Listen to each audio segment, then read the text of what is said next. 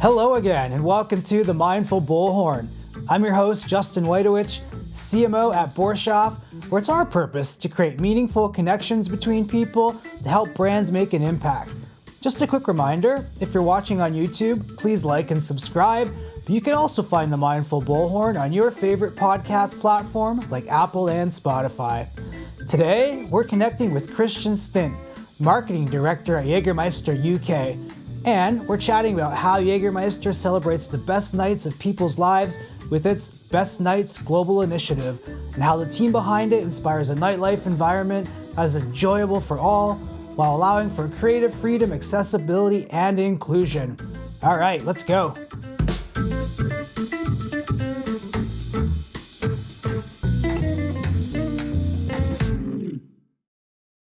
Well, hey, Christian, it's great to see you again. Welcome to the Mindful Bullhorn. So good to have you here. Thank you. Christian's with great us to be here. all the way from London, so we appreciate that. Thanks, Justin. It's great to be here. Awesome. Well, hey, today we're going to talk about Best Nights, a global initiative that Jägermeister has set out on across the entire world, various countries. I know it's something that you've been involved with over in the UK, been in Europe, and I've started to actually see some of the TV spots here in the US. So excited to talk about about this campaign and this initiative. But before we get going, I just want to hear from you. What is your personal favorite nightlife memory? Oh, there's so many. I think probably one of my best nights was when I was with a few friends. We went to Belgrade, the capital of Serbia, and it's a young population. It was a great summer weekend, lots of great nightclubs, great food, and just one of those experiences where you go home and think, wow, why this could go on forever. It's just one of those memories, and I think that's what nightlife is all about. You just have experiences that you never forget. That's awesome. So nightlife as part of Jägermeister's brand initiative and campaign, how'd you guys come up with that? How was that conceived, that would kind of be the mission and something that you would embrace and try and make better and solve some challenges in the industry? How did that started? Well, it came from the inside, just some data crunching analysis. Where do we actually sell as a brand? Where do we perform well? And a lot of our sales globally happen at night. So if you just really say, okay, when is Jägermeister consumed, that happens usually like post 9 p.m., 10 p.m., depending on where you are, and then onwards. So there is a natural interest in being visible and available there. So that sort of built the foundation for being, well, a nightlife brand ultimately. And what emerged from that then was the Save the Night campaign. And that, of course, had to do with the global lockdowns that happened in 2020, where all of a sudden the nightlife industry ground to a halt. And that not only had a massive impact on us as a brand, but it even had an even more profound impact on all our partners and friends in the nightlife and entertainment industry. So think of your people working in bars and clubs and pubs around the world, in front of the bar, behind the bar, DJs, musicians, artists, all of them, all of a sudden, we're put out of the work. So we said, okay, we, as a brand that is so connected to nightlife, we have to do something to help these guys out. And that's how Save the Night as an initiative started. Yeah, that's great. So some of the industry challenges, obviously rebounding from COVID, like you mentioned, what are some other things that the nightlife industry is facing right now? Well, unfortunately, it isn't that COVID ended and then everything went back to normal. It just accelerated a trend that probably started before COVID, but it just got a gigantic boost, in a negative sense during COVID, and then hasn't stopped since. Just to give you some context, in the last 3 years alone, 1/3 of the nightclubs in the UK were lost forever. So they've closed down for good. We see nighttime entertainment venues, not just clubs, but also bars, so facing all sorts of hurdles, just gentrification. There's the commercial pressure. There's all sorts of things that these guys have to struggle with, and that's just something that will have a huge impact on culture as a whole. Nightlife or nightclubs in particular are a space where people can really be themselves, where new trends are born, and where people just really have a good time, and it has a massive positive impact on people's well-being. So if nightclubs are lost for good, that they will only have negative consequences on society as a whole. So that's for the industry. And on top of that, if you then talk about what on a personal level, what kind of challenges exist in nightlife, there's a whole list of other things that need solving and need to be helped with. Yeah, I mean, across the globe, people get really attached to their nightclubs as well. They have their favorites, they have their favorite DJs that play at those nightclubs, and when those things are lost, it's a big hit on on culture and what people like to do for fun, and they feel really attached to those things. So it's sad to see those things disappear. Yeah, I hear you. Absolutely, absolutely. So one of the best nights campaign, some of the content that I looked at that I was really moved by was the Everybody's Dance Floor content. That was truly about making nightlife more accessible and more inclusive for people with disabilities. So I thought that was a really nice thing to do. Great content, an important issue that needs to be addressed in nightlife across the entire world. So maybe talk a little bit about that and how that was conceived and how that was executed and activated. Yeah. So the background to this was, as I said, is during COVID, we basically said, okay, we as a company want to give back to the community. So if bartenders are now out of a job because all their bars are closed, what can we do? Rather than just giving them a blank check, is there something else we can do? And we started booking them for at-home mixing sessions. So we have a huge bartender network called the Hubertus Circle, and I don't even know how many countries around the world. So we said, okay, you can book these guys. Likewise, we work with a lot of DJs or other musicians, and all sorts of home parties were going on. So you can book these guys and get them in. And then COVID more or less ended, and we said, okay, we want to continue this because, as I said, nightlife still needs helping. So we then set up the Save the Night Fund, where we give away 100,000 euros. So that's, I don't know, it's well over $100,000 every year to initiatives, and people can apply. And one of those, out of that context was born this idea of Everybody's Dance Floor. Basically, it was an evening where we invited people from a variety of backgrounds, including those with disabilities, visible or none, to just talk about their experience in nightlife and some of the challenges they face. And it's the obvious thing. Say you're a wheelchair user. How do you get into a club? Most clubs aren't made for that. Some of the examples that were given as well, it's actually, in relative terms, easier to get into the club at the beginning of the night. Everyone's very helpful. However, when you're ready to leave and all your friends are, 3-4 nights on, 3-4 hours on, and, it's more difficult to find someone to actually take you back up the stairs. Also, say if you're struggling with anxiety or some other issues in that regard, it can be a very intimidating experience. Just even looking the bouncer in the eye, or how do you get to the bar and order a drink when you have some issues expressing yourselves or so. So all those kind of things are just challenges that you don't naturally think of when you think about challenges in nightlife per se. So we had a session on that, and then immediately afterwards, that day morphed into an evening where we had an event. We had a big party, basically, where all those kind of challenges were taken into consideration and made it a more enjoyable evening, an inclusive evening for everyone.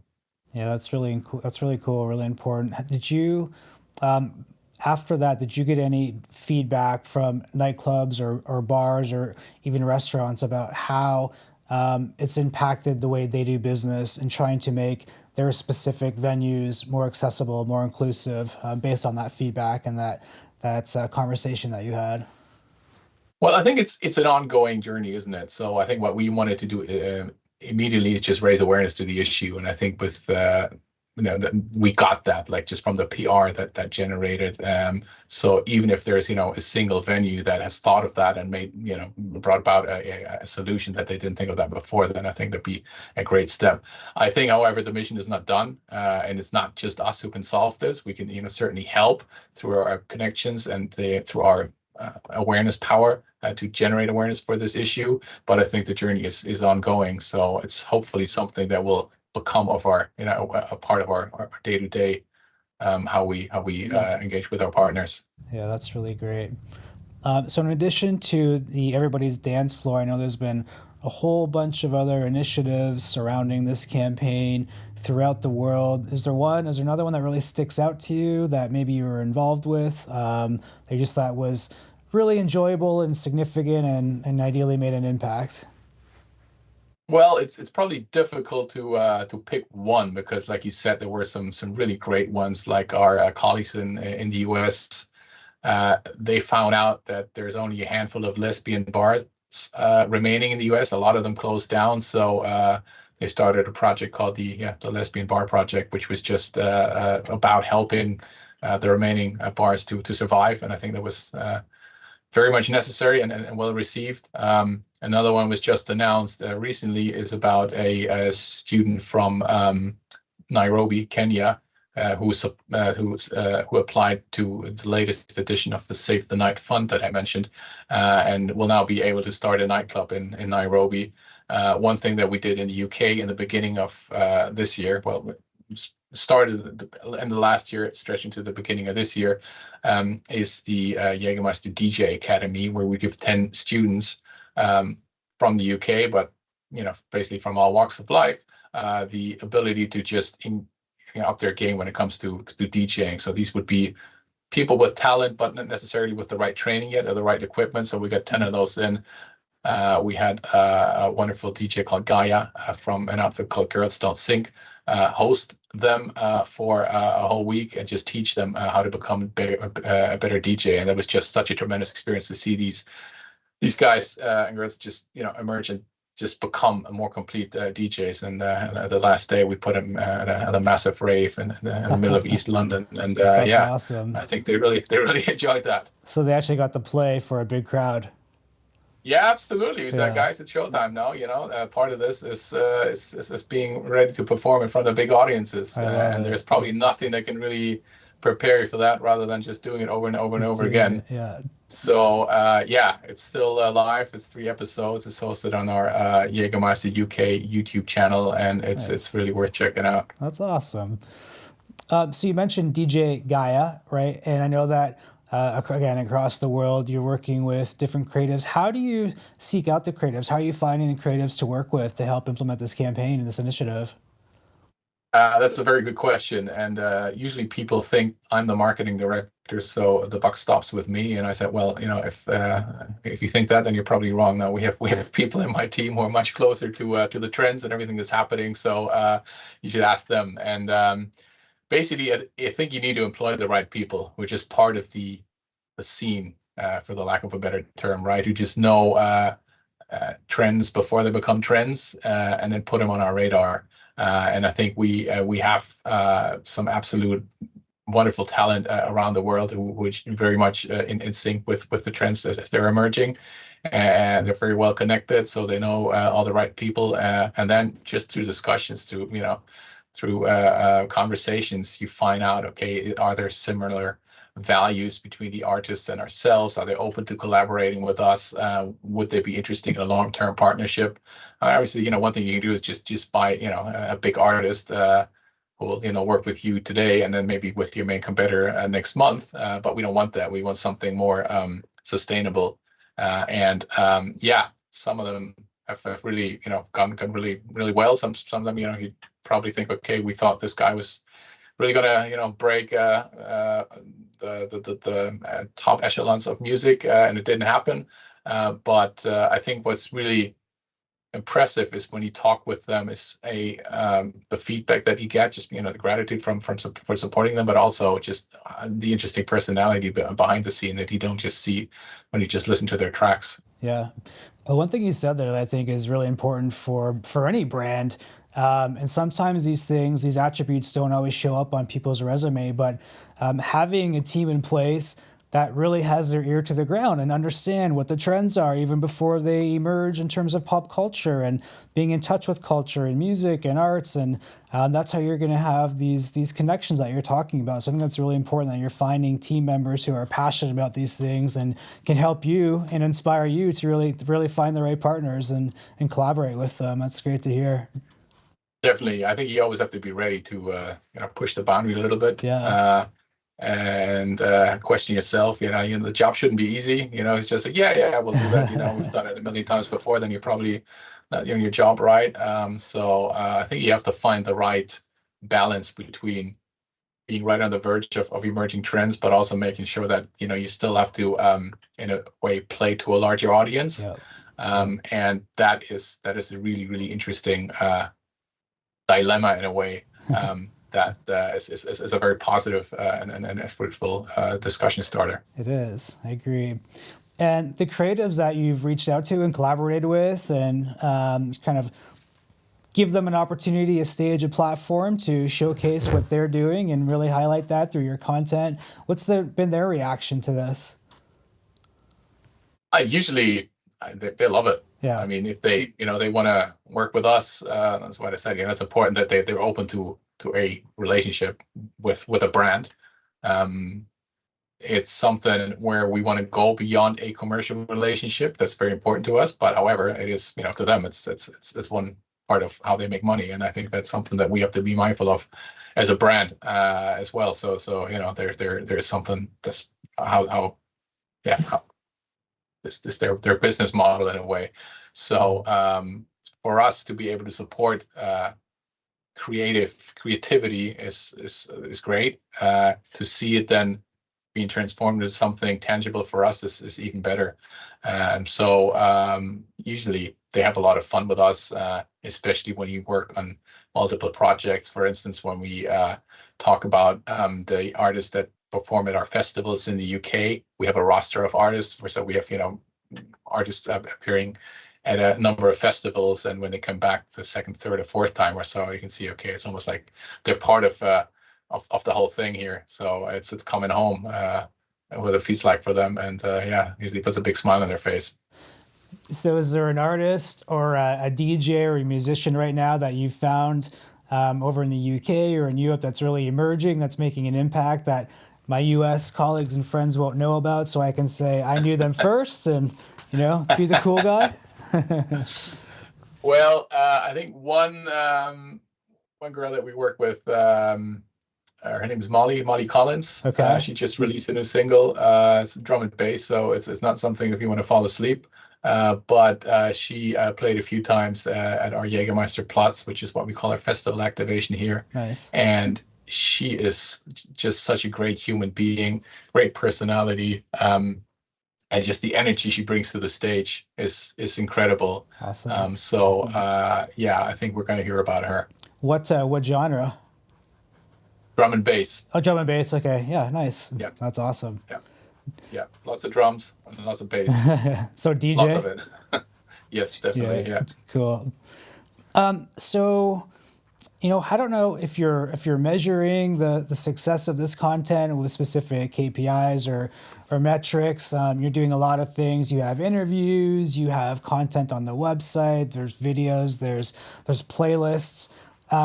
Has any of that content in a specific format really emerged or surfaced as something that's getting the most engagement? And how are you measuring that for the brand? That is a very good question, Justin, because especially when you talk about things that have just a high emotional factor to it, it's getting more and more difficult to measure it. I always like to joke, it's like digital campaigns are the easiest to measure because there's so much data there, and when you get to the point, okay, you don't know if it's good or bad because you just get lost in the data sometimes. Let me take festivals as an example. You can measure how many people are there at the whole festival. You can measure how many people are at your activation. You can measure consumption at your stand. What you cannot measure is the feeling when you walk in, and after about 5 seconds, if it's working or not. It's just you look around, and it's that human component. What's the atmosphere like? And that's extremely difficult to put a number on. However, you ask 10 out of 10 people, they probably come up with the same, up and down score. This was great or this was not great, regardless of whether they like the music or not. So that's something that it's making it a bit difficult for us to see, to ascertain, has it worked or not. However, there is that qualitative element that is super important, and that's something that we use to measure the success of that. I think when it comes to then amplifying it digitally, there are your general metrics like engagement or so. I think one that we're looking at is cost per view, because we can really see if a content is creatively strong, the cost per view goes down a lot, and we've had some really great successes with recent campaigns where we collaborated with artists. And actually, this one of the most successful ones recently has been the DJ Academy I mentioned a moment ago. Yeah, that's really cool. Yeah, and I hear you. I feel like, anytime there's a brand activation, even if it's not necessarily a brand activation, but going to some kind of a show or event, you can feel it as soon as you walk in. It hits you in the face. Yeah, there's energy here. There's a lot of success here, and there's others that are amiss. So yeah, you absolutely knew what the emotional impact is just as soon as you walk in. It's awesome. Yeah.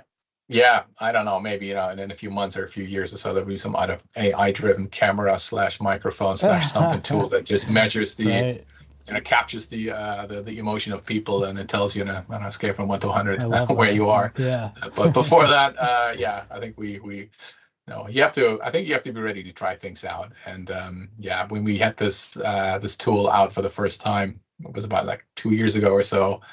We tried some things that didn't work, then we changed them, and 4 weeks later we're at the next festival, and then the next time it worked better. That's awesome. Very cool. So you've talked about a lot of great content and activations and creatives that you've worked with, and clearly making an impact. Is there one that really sticks out in your mind as something that you and your team are just the most proud of, whether it's through the help that you've given to Nightlife or a specific creative, or just the impact it's had on your brand? Is there anything that really sticks out? I think probably the one that touched me the most was a feedback I read from one of the bartenders that we work with, and it wasn't given to me directly at the time, but I just read it somewhere in a group chat where they said these guys really helped me, and I don't know if I still be here because I didn't know if I would have had anything to eat had it not been for Jägermeister during lockdown. And that's just something where you think, okay, yeah, we want to resonate with consumers, and we want to look at things like reach and engagement, that kind of stuff. But when you say, okay, for us, we give out, a few £100, and it makes such a big difference to a single person. That touches you. And then I met that bartender afterwards, and he wasn't aware that I had read that, but he said the same thing again. So that is probably the most emotional moment, and that tells you, okay, the whole Save the Night initiative is having an impact, and that's well worth it. Yeah, that's really nice. I mean, it makes you feel really good about the work that you're doing and your job. So what a nice feeling to have. That's great. Yeah, definitely. Yeah. What's a Meister, Christian? A Meister is the it's the German word for master. So Okay. Jägermeister literally translated means Meister hunter, or hunter Meister, literally. Okay. I mean, the brand goes back to where are we now, like almost 90 years ago. And Kurt Mast, the inventor, he was a passionate hunter, so he wanted to form a drink that he would, before a hunt, have that communal moment, and also primarily after the hunt, just toast to a successful hunt. Very cool. And now society's changed, and I'm not going to open the debate about the pros and cons on hunting per se, but I think that communal moment of just having this experience together is still very much there. Yeah. So at the time when he said, okay, I want, after spending years on perfecting this liquid, I want to give it a name that just embodies the spirit of the liquid. He said, okay, this is the Master Hunter. So that's how he came up with the name. So in that bottle you see behind me, it's a green bottle because hunters were, wearing green clothing. There's a big stag, and for those on the camera, yeah, see that here's big stag on it. So that's the symbol of the of hunters, and it came from that. So when we now talk about Meisters, it's yeah, it's being that the continuation of that thinking from Kurt Mast, 9 years on, that whatever we do, we want to do right, be masterful at it, but always have like that balance between the fun part, the Jaeger part, and the perfectionist part, the master part. Well, it just feels like there's so much intention behind so much of your brand, from the colors, from the naming, and I feel like our U.S. audience here is really learning a lot about the origin story and the background of this 90-year-old brand, like you said. So, thanks for the education. That's really good. Yeah, there's plenty more. So you've worked for Jägermeister in Germany and in UK, and you have a little bit of exposure to the brand here in the US through your traveling. Who are your most loyal fans? Most loyal fans, I think that probably depends on the market. If we start with Germany, that is obviously our oldest market. So the brand, as I said, was launched 90 years ago. So I don't think we probably don't have any fans from day one. And that'd be over 100 years old now. Though ironically, we did have someone connect with us on our LinkedIn channel in the UK. I think it was 2 weeks ago or so. Somebody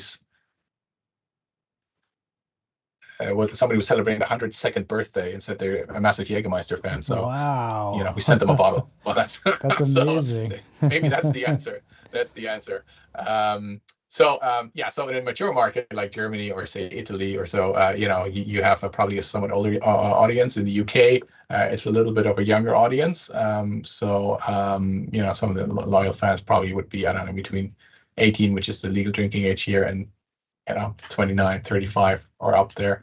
But yeah, it's a brand that can be polarizing because the taste can be a bit polarizing. So it's a brand that some people really develop a great loyalty to and just love what we do. And it's such a great experience to see, just how much people grow attached and fond of your brand. So that is something that is really, really rewarding. And how do you stay in front of your most loyal audiences? Do you have a group that you are in, a community that you're in constant conversation with and getting feedback from them and talking to them about ideas or certain digital channels where they're the most engaged? How are you really fostering strong relationships with them?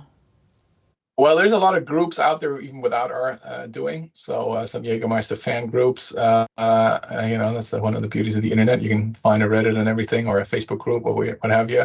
And some of them we know personally, just because we bring out a new bottle or some kind of new POS item, like a new T-shirt or so, they're gonna have a sample, and we're like, okay, yeah, we'll send you one. So some of these, we know personally. In some markets, yes, we have like some really, really active groups that are managed by ourselves as well. And then most of it is done like even through things.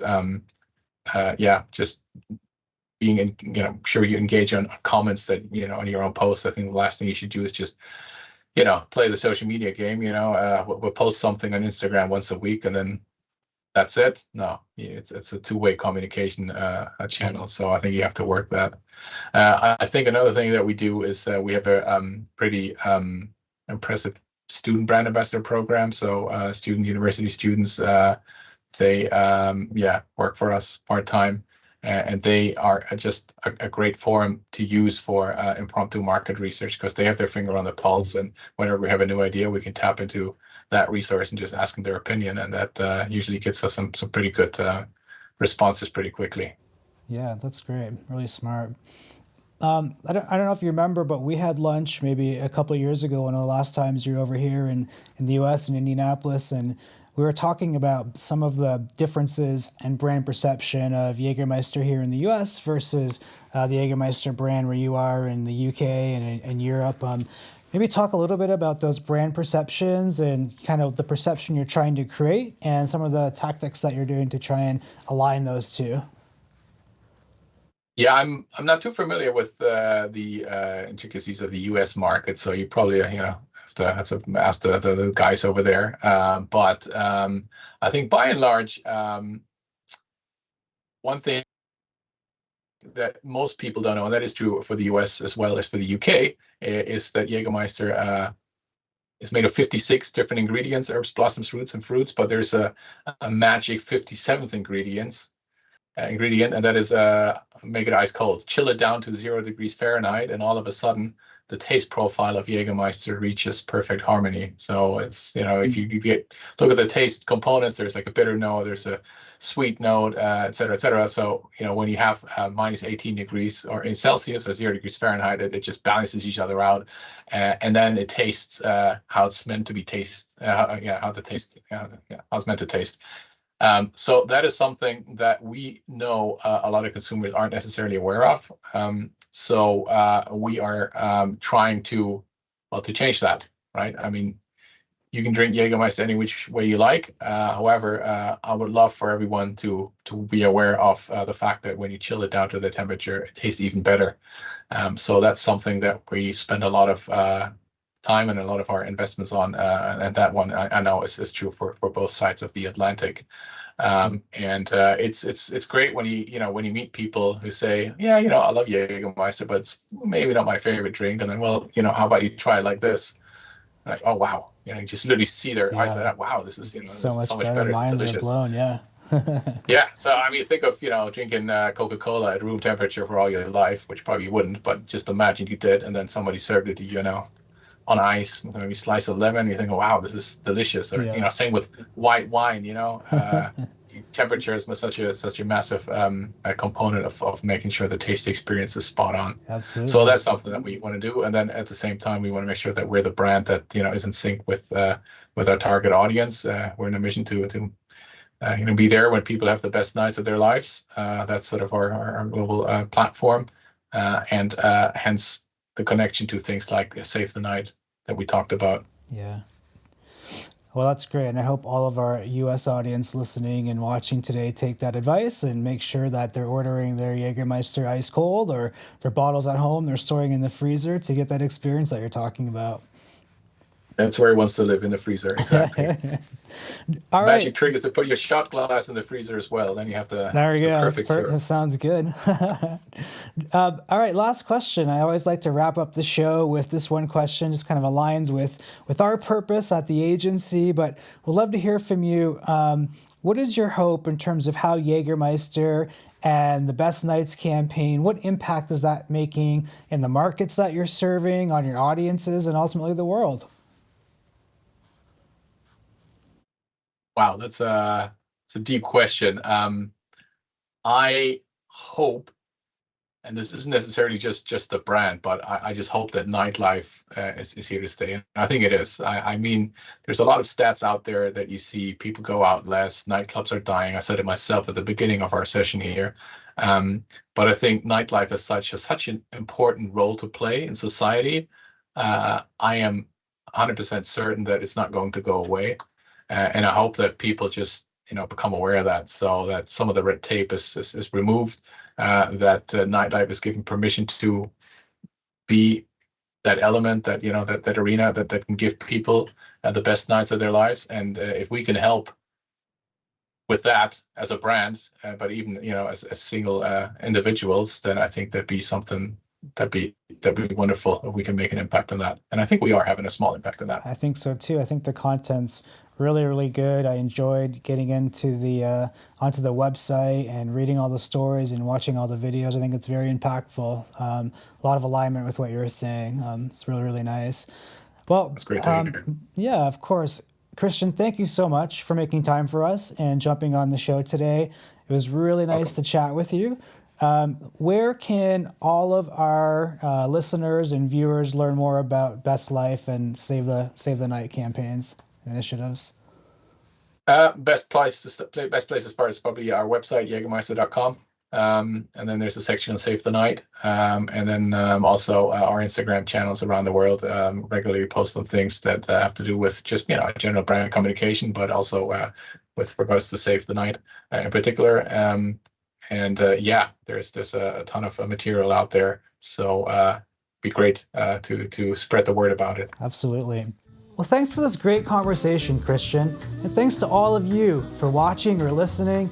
Be sure to subscribe to our YouTube channel or follow the Mindful Bullhorn on your favorite podcast platform.